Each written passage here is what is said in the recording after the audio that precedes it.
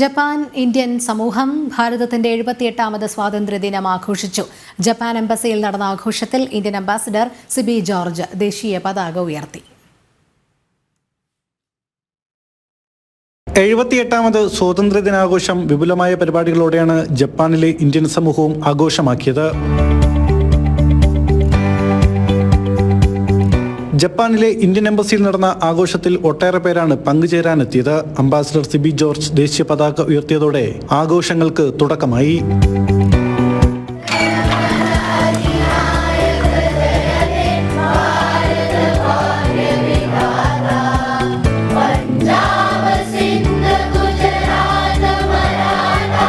Embassy ഉദ്യോഗസ്ഥർ, നയതന്ത്ര പ്രതിനിധികൾ, ബിസിനസ് പ്രമുഖർ, വിവിധ ഇന്ത്യൻ സ്കൂൾ വിദ്യാർത്ഥികൾ, ജപ്പാൻ സ്വദേശികൾ തുടങ്ങിയവർ ആഘോഷത്തിൽ പങ്കെടുത്തു.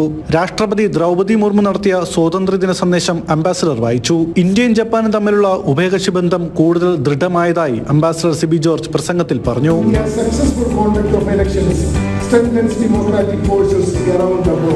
വിവിധ സാംസ്കാരിക പരിപാടികളോടൊപ്പം ജപ്പാനിലെ ഇന്ത്യൻ സ്കൂളുകളിലെ വിദ്യാർത്ഥികളുടെ നേതൃത്വത്തിൽ ദേശീയ ഗാനാലാപനവും നടന്നു.